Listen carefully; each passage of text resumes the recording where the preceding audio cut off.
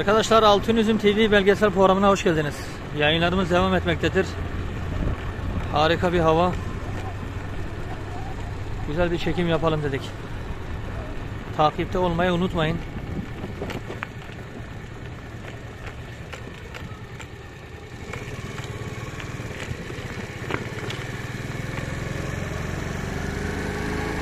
Memleketimin güzel